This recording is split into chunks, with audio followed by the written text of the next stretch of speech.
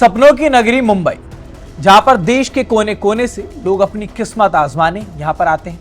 वहीं एक सड़कों से जो ऑटो की आवाजाही होती है, वहां की सड़कों पर जो टैक्सी स्टैंड पर लोग होते हैं, उनके लिए एक बहुत बड़ा फैसला महाराष्ट्र सरकार ने लिया। अब ये फैसला अच्छा है या बुरा है, इसका आकलन आप खुद करिएगा। फैसला ऐसा कि जिससे ऑटो और टैक्सी ड्राइवरों के पेट पर शायद लात भी पड़ सकती है। महाराष्ट्र सरकार का नया फरमान आया है, अगर महाराष्ट्र में ऑटो या फिर टैक्सी चलानी है तो मराठी आपको आनी चाहिए। जी हाँ, सिर्फ बोलना ही नहीं, मराठी में जो एक वर्किंग नॉलेज है वो होना आपके लिए अनिवार्य है। तो आज इसमें हम बताएंगे इस वीडियो में आपको कि आखिरकार ये पूरा मामला क्या है, फैसला क्यों लिया गया है और क्या है सरकार का मास्टर प्लान। क्या सच में ये जो लाइसेंस रद्द करने की बात मंत्री जी कह रहे हैं कि अगर मराठी नहीं सीखी तो आपका लाइसेंस रद्द हो जाएगा, निलंबित हो जाएगा, आपको बताएंगे। नमस्कार, मेरा नाम ऋतिक ठाकुर है और आप देख रहे हैं न्यूज एक्सप्रेस।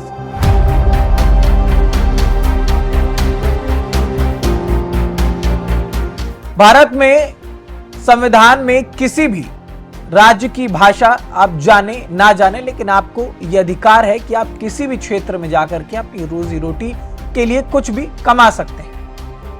सबसे पहले आपको मैं मामला समझाता हूं कि आखिरकार क्या है। महाराष्ट्र सरकार के परिवहन विभाग ने यह तय किया कि राज्य में काम करने वाले ऑटो, रिक्शा और टैक्सी चालकों को मराठी भाषा का काम चलाऊ ज्ञान होना जरूरी है। अब इसके लिए 20 अगस्त से पूरे राज्य में 1 महीने का विशेष जांच अभियान शुरू किया गया। अब सरकार के परिवहन मंत्री प्रताप सरनायक ने एक प्लान बनाया कि मंत्रालय में अधिकारियों के साथ उन्होंने एक बैठक की और फैसला लिया कि नोटिस उसके बाद 3 महीने का हम समय देंगे ताकि लोग मराठी सीख लें। मैं पहले आपको वो बता देता हूं कि आखिरकार वो 3 फैसले जो लिए गए वो क्या हैं। नोटिस और 3 महीने का समय।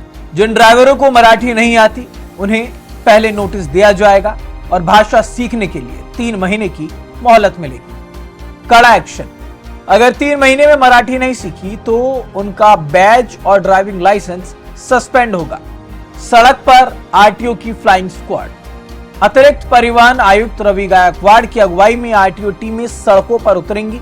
ड्राइवरों को रोककर उनसे मराठी में बात की जाएगी और निष्पक्षता बनाए रखने के लिए पूरी जांच की जो वीडियो है उसकी रिकॉर्डिंग भी होगी। तो अब ऐसे में ये जो फैसले हैं ये सरकार की तरफ से लिए गए, बताया गया कि किस तरीके से ये जो टीम है वो काम करेगी और क्यों आखिरकार मराठी आनी चाहिए। पहले आप उनका वो बयान भी सुन लीजिए। अभी कल से हमारी तैयारी होगी कि जिनको अभी व्यवहारिक ज्ञान अगर मराठी का नहीं है तो हमारे आरटीओ के अधिकारी उनको चेक करेंगे, उनके साथ मराठी में संवाद रखेंगे और उनको मराठी अगर नहीं आती है तो नोटिस देंगे। 1 महीने के अंदर अगर वो बोल नहीं पाए तो उनका लाइसेंस जो है वो 3 महीने के लिए निलंबित किया जाएगा और फिर 3 महीने में भी उनको अगर मराठी नहीं आया तो पूरे कार्यकाल के लिए उनका लाइसेंस और बैच कैंसिल करने की जो कानूनन कार्रवाई है वो हमारी कल से हो रही है। और मैं तो ये नहीं चाहता हूँ कि किसी का भी लाइसेंस रद्द हो, मगर किसी का भी बैच रद्द हो, मगर महाराष्ट्र में आने का, महाराष्ट्र में व्यवसाय करने का, महाराष्ट्र में पैसे कमाने का और महाराष्ट्र के प्रति अनादर दिखाने का ये तो महाराष्ट्र में नहीं चलेगा। तो देखिए, बात आंकड़ों की करते हैं। महाराष्ट्र में करीब 9.16 लाख ऑटो रिक्शा और 61,597 टैक्सियां रजिस्टर्ड। इनका एक बड़ा हिस्सा मुंबई के मेट्रोपॉलिटन रीजन में दौड़ता रहता है। इनमें सबसे ज्यादा यूपी, बिहार और जो तमाम अलग अलग राज्य हैं, लेकिन सबसे ज्यादा कहा जाता है कि यूपी बिहार से लोग यहां पर पहुंचते हैं ऑटो टैक्सी चलाने के लिए। लगभग 6 लाख ड्राइवरों को मराठी सीखने का जो लक्ष्य है वो रखा गया है।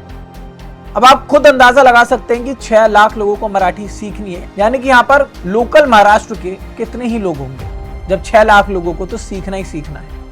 यानी कि कुल मिलाकर ये कहा जा सकता है कि 2 से 2.5 लाख वो लोग हैं जो महाराष्ट्र के लोकल है, जिन्हें प्रॉपर भाषा वहां पर मराठी आती है। अब मंत्री सरनायक का यह दावा है कि अभियान के तहत अब तक 1,65,000 से ज्यादा ड्राइवर जुड़ चुके हैं। उन्होंने मराठी भाषा सीख भी ली है। लेकिन इन सारी बातों के बीच सवाल कई सारे खड़े होते हैं कि ये जो कड़ा नियम लागू किया गया है, क्या ये इतना आसान होगा लोगों के लिए मराठी सीखना?